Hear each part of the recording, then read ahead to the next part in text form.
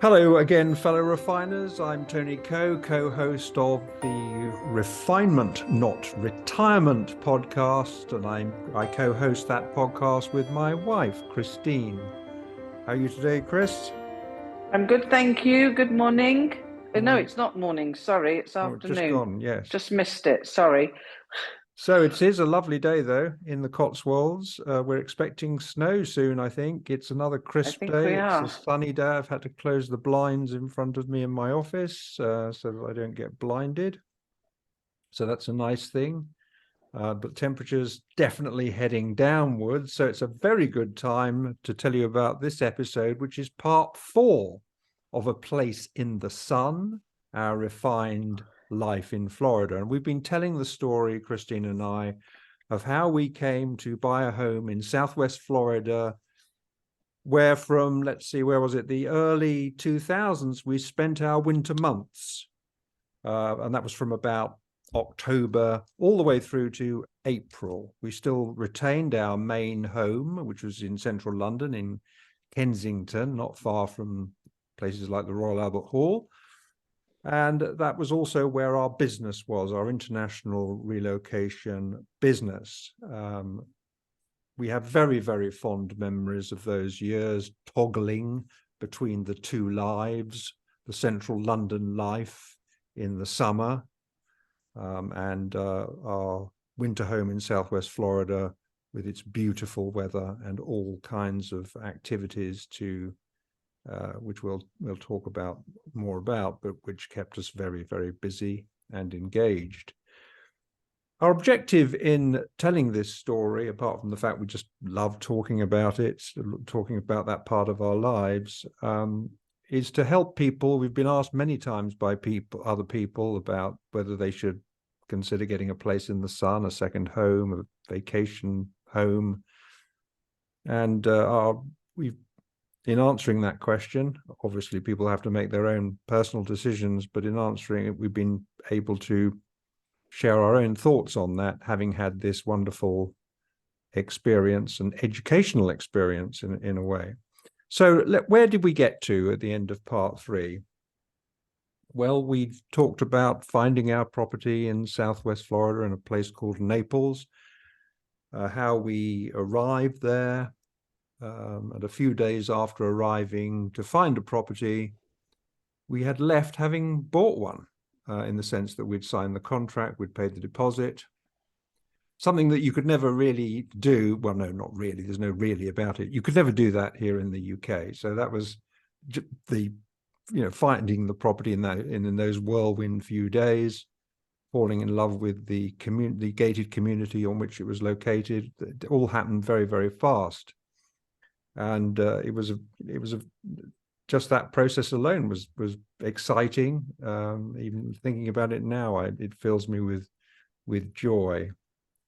So we said when we got to this part that we would talk about actually preparing for our moving into our new place there, the thrill of moving in, and then getting into the nitty-gritty of the reality of spending our winter months in the Sunshine State.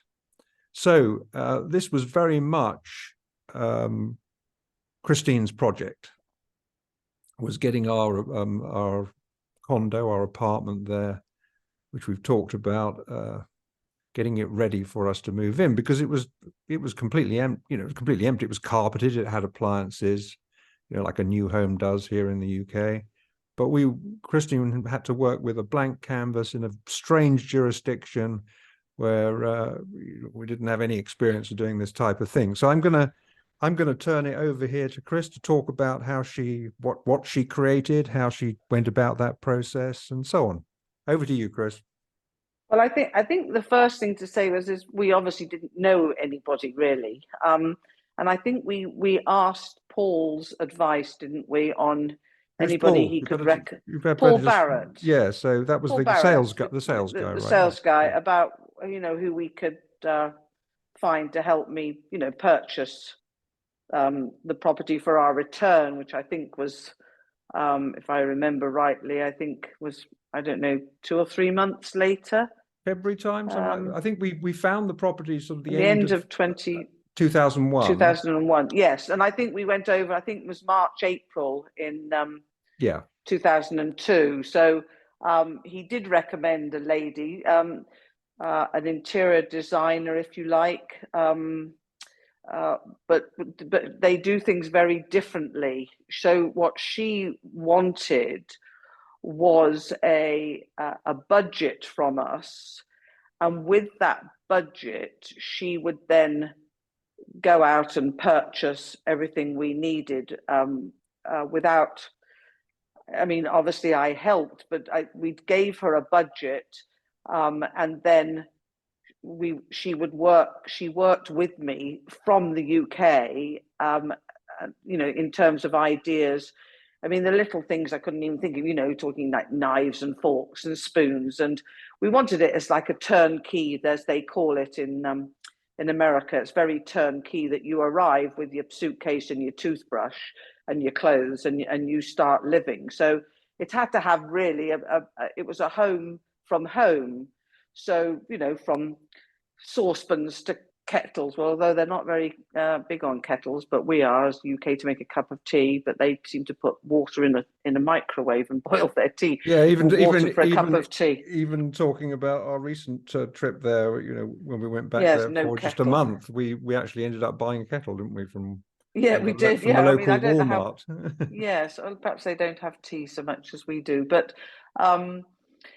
And so it was, coasters, glasses, china, bedding for the and the beds, actually. Well, everything. We must have purchased everything. I'd forgotten. You had to create a home from a blank canvas. Yes. But I think the more interesting thing from my point of view, and therefore from our audience's point of view, I think is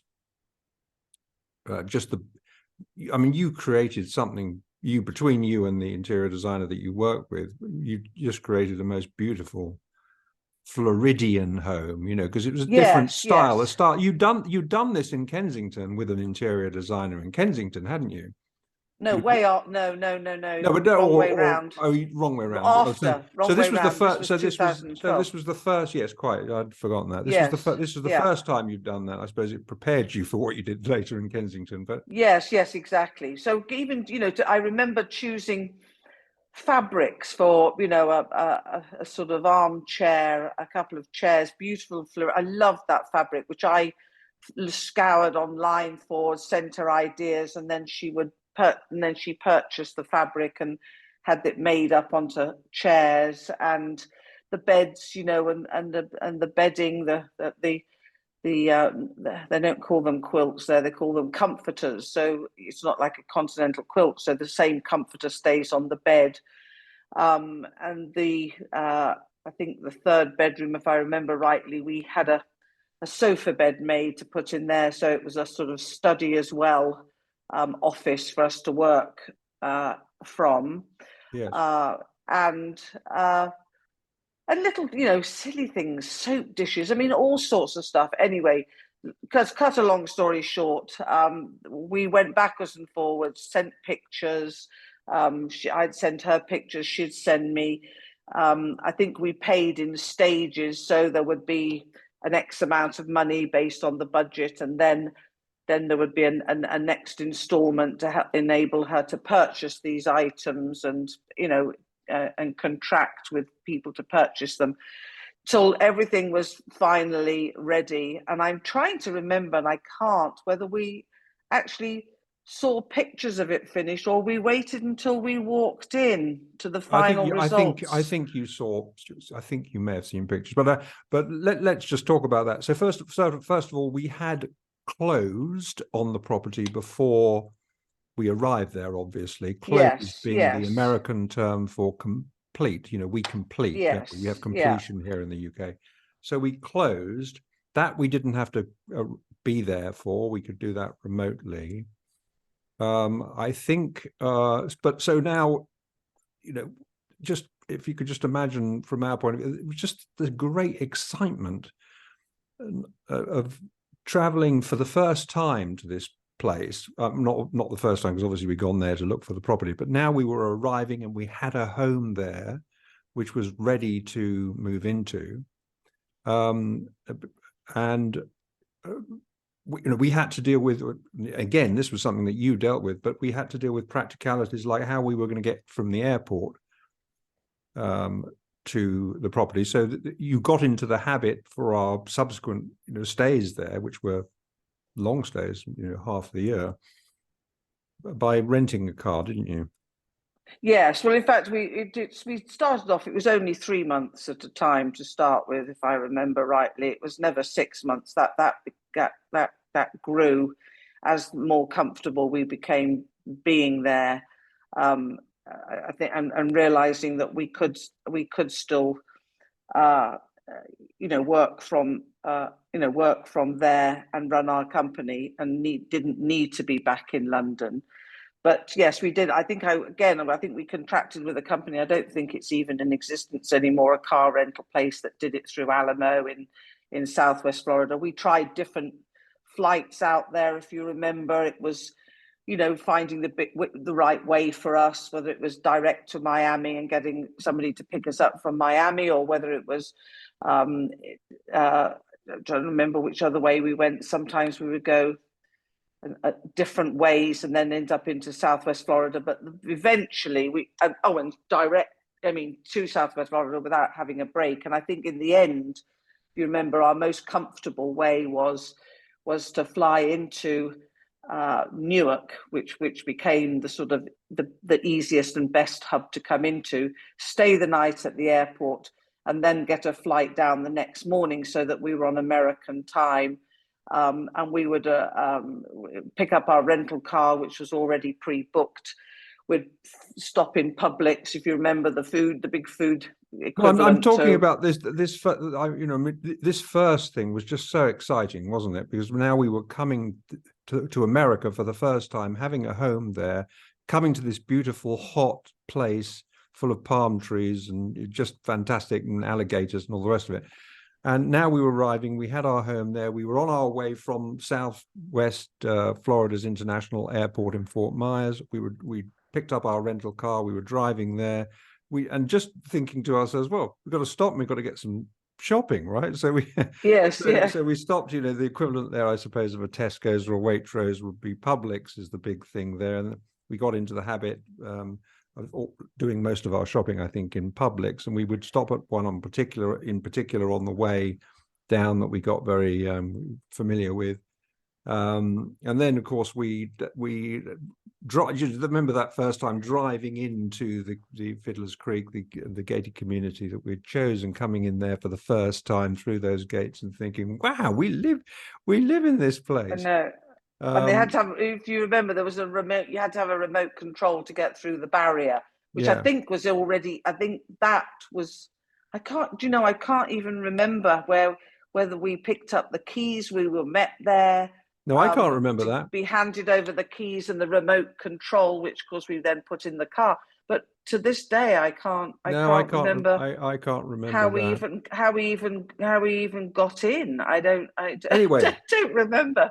But it was amazing, and coming up those stairs. Oh God! And seeing the place was just more beautiful when we could even imagined, even from the pictures, if you remember. I always remember our youngest daughter Mindy's reaction when she first came there for the first time, and just coming up the stairs and then through the front door, and then she was just so blown away by the condo that she just ran around sort of screaming with happiness, which was really how we felt. We didn't run around screaming because we're a bit older than that, but we understood exactly how she felt. So now we're getting into, we've created this lovely home there, but now what's it going to be like living here? So, well, hang on, I don't know what you're going to talk about. Is can I just sort of say that all the other stuff we had to sort out was utilities? Oh, sure, but I don't want to get into. That stuff. No, okay. But I'm just thinking, just how is it going to be like living here? And because most people, first of all, we were youngsters in that community. We were in our 40s, early to mid 40s at that time, So we were definitely refining and not retiring, that's for sure. And so one thing we had decided is we had no interest whatever in playing golf. I mean, most people there play golf, and a lot of them do it every day for most of the day. But it never interested either of us. But what we both had in our histories some tennis ability, right? Yes, yeah, that was I incredible. think mine really went back to school. I hadn't really played tennis. I'd played squash. I always have been reasonably good with a racket or a bat, table tennis bat, tennis racket, squash racket. I was always pretty handy with those things. And so this idea of here we were in our own, so we automatically were members of the tennis club within the community itself, so we could cycle to that. I mean, that's another thing, being able to cycle to your tennis every day in this beautiful weather. So we got into that. Where there was a tennis pro, a resident tennis pro there, at least one. The main guy was called Brian, and we got into that, and I think we very quickly got really ensconced in the tennis community there, because the tennis community were quite distinct from the golf, weren't they? Were different people. Yeah, And we got and into that. because it was a new community, if you remember, there wasn't that many players, so it was a very small group to start with. That's right. It Yeah. was very small, so it was a real build up over time till we became established. Not us necessarily, but yes, I mean I can remember being invited by a lovely woman called Donna Gruel, if you remember, who invited us onto the team. And her husband John, sadly, both have now passed away. But I thought, what can I do to get on this team? I was so excited, and we went for lessons, didn't we? If you remember, the pro Yeah. would have once you were on the team, they would do coaching lessons. Yeah.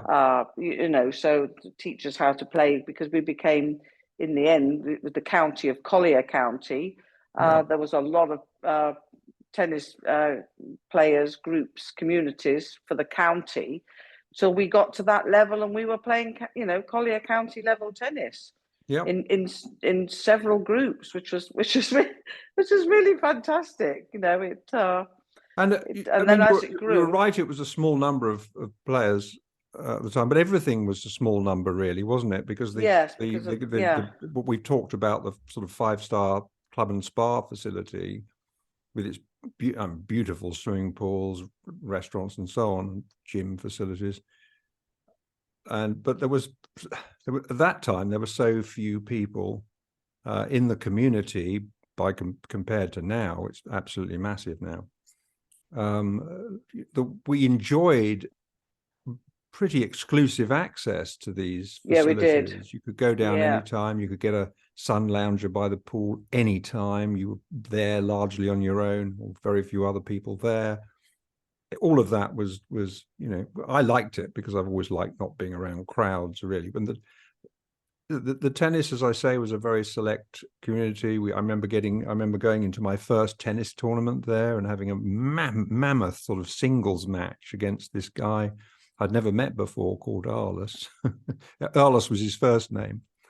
And we had an absolute ball. The match went on for hours. He was very competitive. Oh, it did, yes. I was very competitive. Of course, the He good used guy. to say something. What was that saying he used to always say?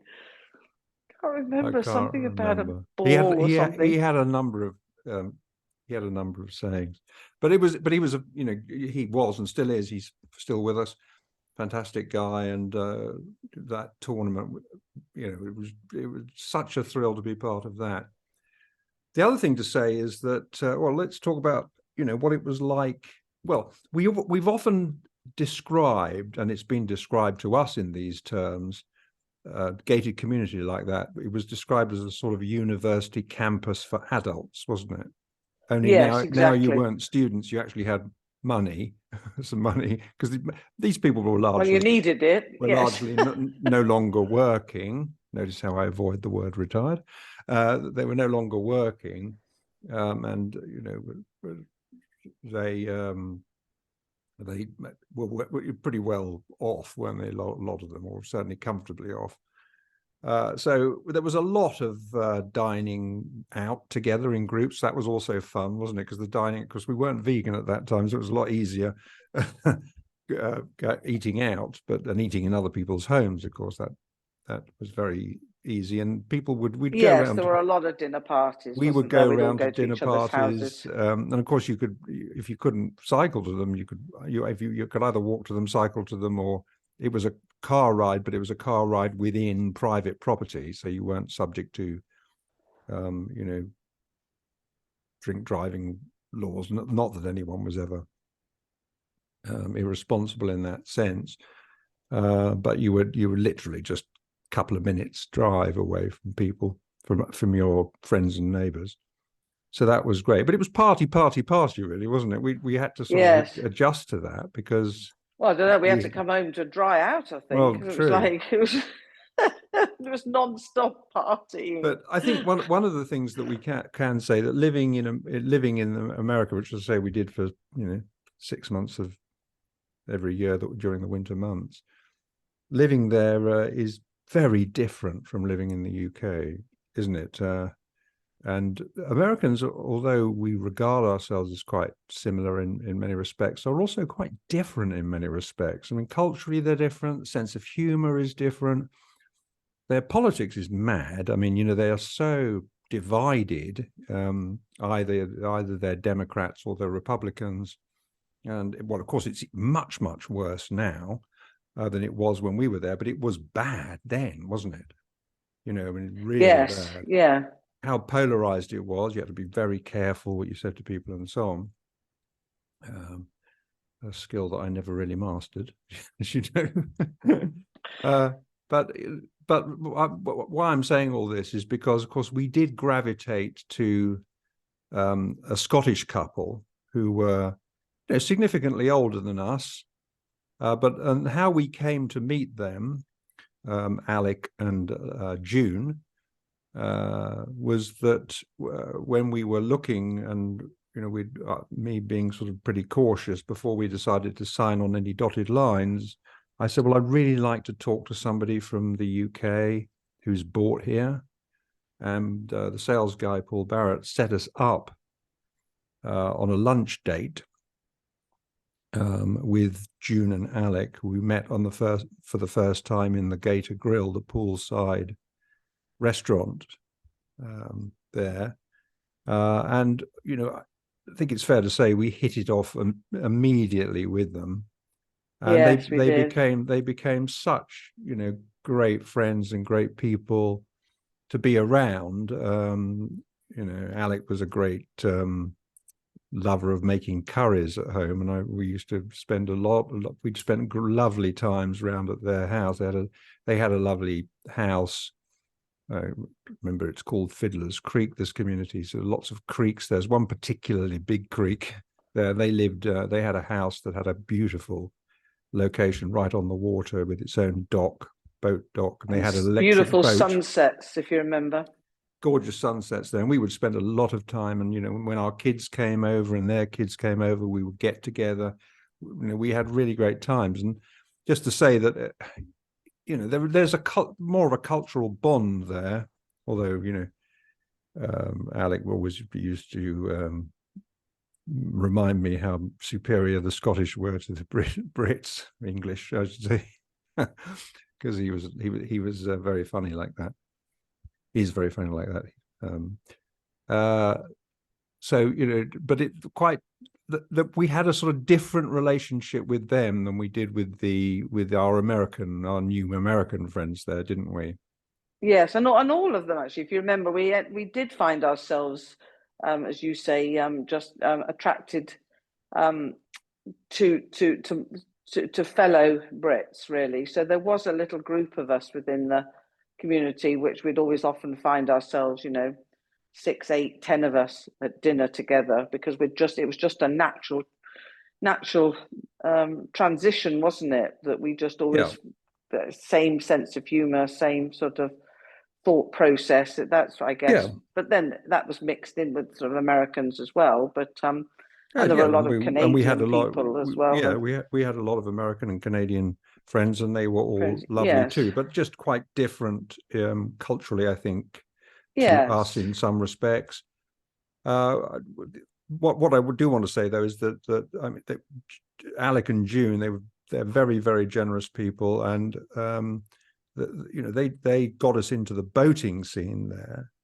yes, they And did. That was boating, I mean, incredible. I've been a boater all my life, but I've never done boating like this. I've more gravitated towards sailing, and I wanted, you know, I was interested in getting into sailing there until I was educated about, mainly through going out in June and Alex's boat, which is what they call a deck boat there. We would call it sort of like a speedboat here in the UK. Uh, Going out with them, and learning about the waters there, and realizing and understanding just how shallow they are. I mean, you can go out for miles and literally in some places just get out, walk over the side of the Yes, boat. it's You're just so walking. shallow. So it wasn't really conducive to a sailboat with a keel or centerboard. So I had to sort of abandon that idea. But the boating was just incredible. Nothing like I'd ever experienced anywhere. And I'm sure neither, because you hadn't really had a boating life before No, you no, and I not at got all. together. But I was so grateful to them for introducing us to that, because we ended up getting our own boat, and you know, we just had great times. And we could go out and watch the sunset with a bottle of wine, and it's just so easy there, because you know, the boats are sort of stored in racks, in covered, normally covered, sometimes uncovered, but in these racks and they just, when you want to go out in your boat, they just bring it down with a forklift truck, they put it in the water, it's all ready for you, off you go. And they put it away when you come back. And we could literally go down for an hour, couldn't we? And go out on the Yes, boat, watch the sunset. You know, and sometimes we would do something different. In the morning, we would go by boat to Starbucks, which might be, you know, yes, and an get a hour, an hour coffee and a and sort half, of. and get a coffee. We would go for breakfast on a Sunday. We'd go for lunch. We'd go for dinner even sometimes in the boat. So I mean, wow, that was just you know, it was just fantastic. So yeah, you mentioned about the 3-month thing. I think my feeling was initially that we wouldn't spend more than a month at a time out there. So I'm not sure how we got to 3 months, but I know what I can say is that we just both loved it so much, that we very quickly changed to, probably, as you say, 3 months, because I think we didn't have visas at the time, right? So No, we didn't. so No. we were on the visa waiver program, so we could only spend up to 3 months there, 90 days. Yes. But because 9/11 had just happened, they were very, very twitchy about anyone coming into the US, and here we were coming and starting to spend months there.